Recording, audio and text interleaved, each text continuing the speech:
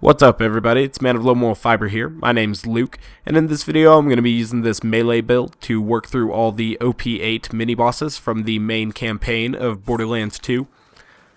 I'll upload two versions of this video, one with more commentary, that'll be this one, and one with less commentary. I uploaded this video a long time ago at level 61, back when I was just first starting to make videos, and when I uploaded it then, that video didn't have any commentary. But it was pretty well received, so I wanted to go ahead and upload one where I had less commentary just in case anyone wanted to watch the kills without me kind of narrating it. But in this video I'll give you a little bit of insight as to what I'm doing throughout this video and how I made it. So I actually did this all in one sitting. It kind of took a while. I knew this video would take a little bit of time because the first time I did it, it took quite a while actually.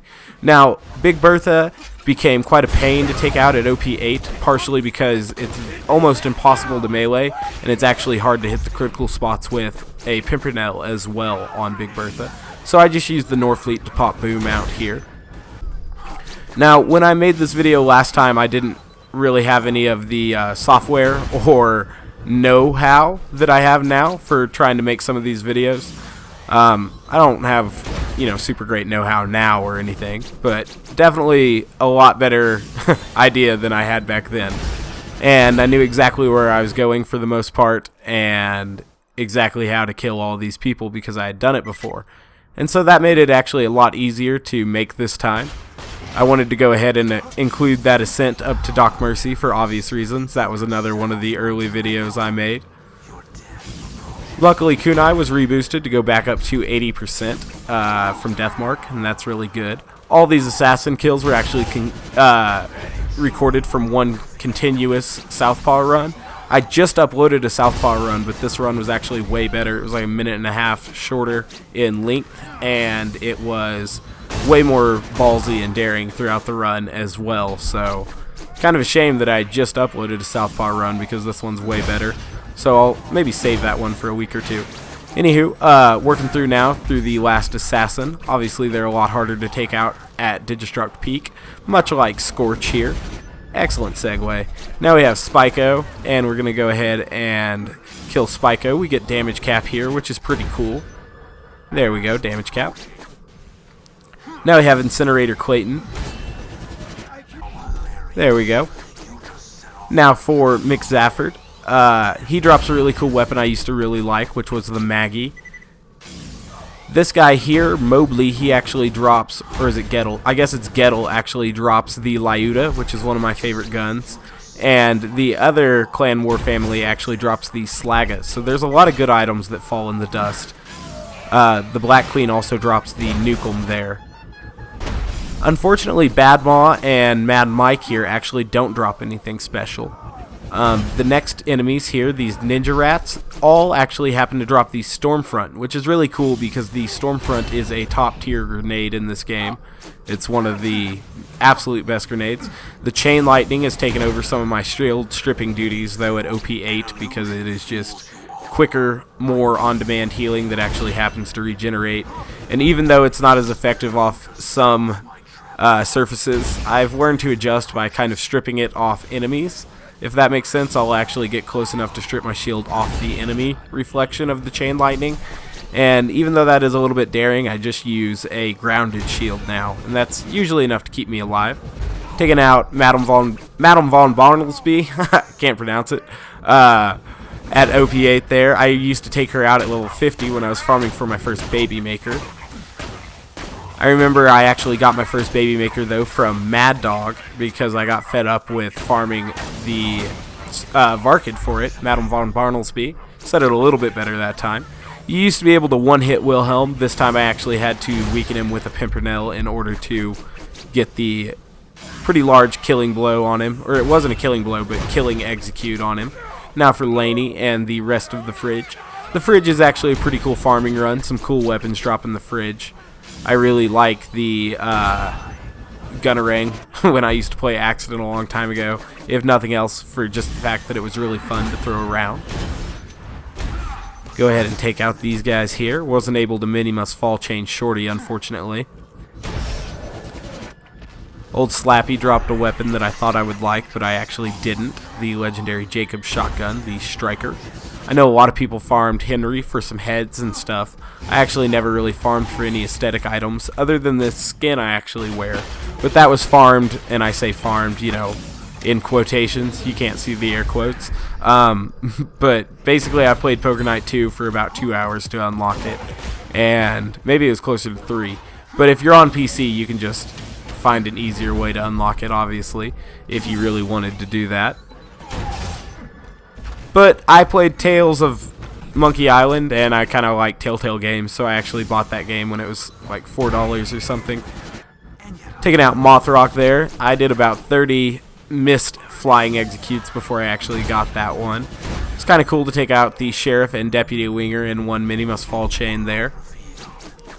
Here's the guy I said I farmed for, the Baby Maker. He's actually been fixed to drop the Madhouse like he's supposed to. Dukino's mom is one of the hardest parts of Digistruct Peak, I'd say. She's definitely a lot easier to take out in Lynchwood here, where she can be attracted to these bandits. So that's pretty good. She's definitely one of the harder mini-bosses in the game, that's for certain. Saturn's probably a lot harder than her, but she is pretty tough. Basically, a similar copy to Skagzilla from Borderlands 1 in a lot of ways. Some reused attacks, it looks like. She's a cool boss, though. The Mongol was something I actually farmed for at OP, or no, at level 50. OP like negative 32 or something. Negative 22, I guess. And, you know, I was pretty disappointed in the Mongol, to be honest with you. It definitely wasn't worth the 4 hours I put in trying to farm it. Go ahead and take Dukino's mom out here. Probably some inconsistencies on my pronunciation of that. Oh well. Here's the actual only orange I get of this entire run filming this. I got the black hole right there. Pick it up after I kill his turret. There we go. I was pretty excited about it. Moving on to Bunker now.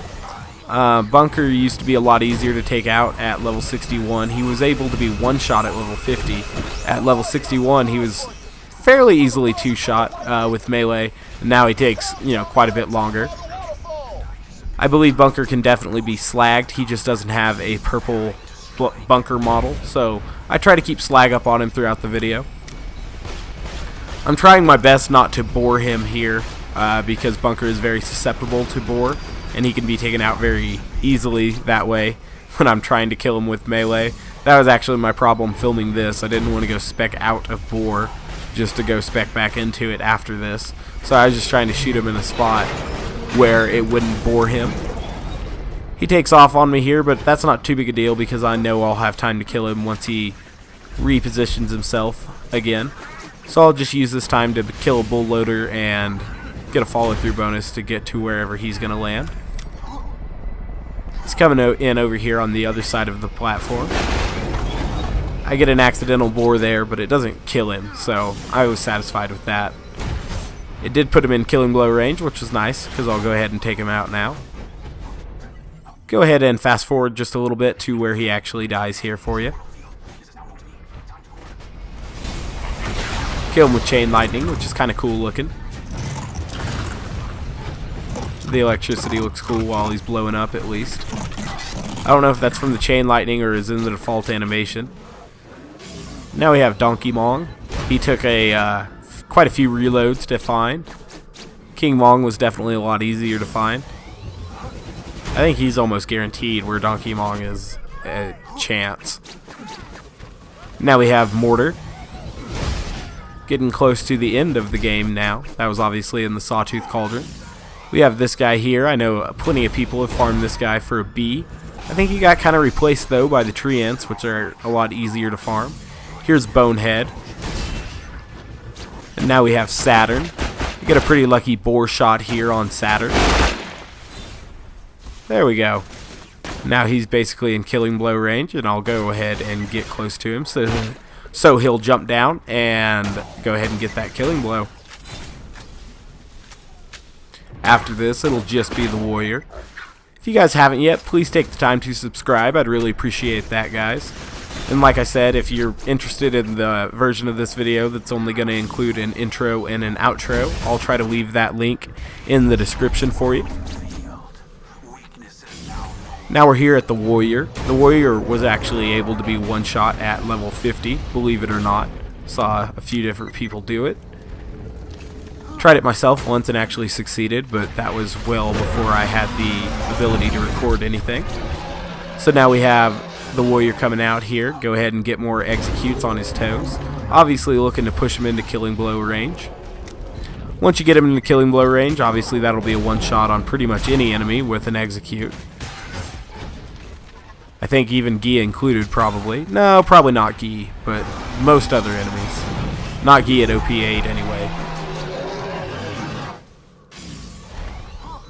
I have a video on how to play Melee Zero if you're interested on some of the techniques and stuff that I used. I'm debating doing an updated version at OP8 because there are some definite wrinkles in the strategy at OP8 to try to survive a little bit better, because it is obviously a lot more difficult. Any bore shots I can get on the Warrior will help get him to killing blow range, so I can go ahead and take him out. At this point I'd been trying to record all this because this was all basically in one complete run. I was just recording it all the way through. You know, it was definitely a few hours into it, so I was ready to be done at this point. So any bore shots I could get, I would have been thankful for. But I didn't actually succeed in getting any good bore shots. So I do it actually all melee. Definitely messed up on bunker and got that one little bit of bore into that kill, and I purposely bored Saturn. I'm not going to try to melee all of Saturn. He's too damn boreable. Every time I fight Saturn, I bore him just because he's definitely the hardest mini-boss in the game. I consider the Warrior a mini-boss. Caught some flack for that when I actually uploaded the Warrior kill.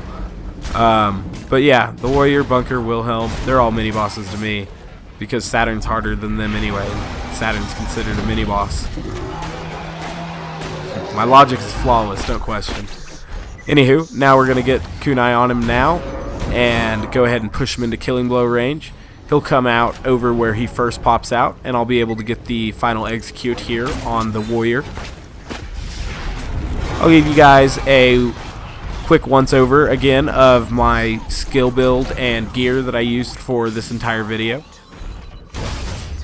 After the Warrior dies, and we take a look how he didn't drop anything special for us. Or he might have, I might have missed it, but I don't remember him dropping anything special, which is a shame because we won't be taking it to Overlook with us like we will the OP6 Black Hole that we actually got to drop from Foreman Rusty. So there, the Warrior goes ahead and blows up. And now they have this awesome shrink into the lava animation, so you can see if it's on top of any of your loot. But it looks kind of funny how it just disintegrates into ooze now. I uploaded this video at 1080p, so hopefully it looked good for you all. I did a lot of video cutting and stuff. I hope that it was actually all pretty seamless for the most part. Here's the gear and skill build I used again. Once again, guys, I thank you very, very much for watching. I do appreciate it. If you haven't yet, please take the time to subscribe. I definitely appreciate that as well. We go into Overlook now to go ahead and get rid of this black hole. Here it is. We'll take it over to the orange bank right up here and drop it in. You can get it back from Karina at any time. Again, guys, thank you for watching, and I hope to catch you next time. Bye, guys.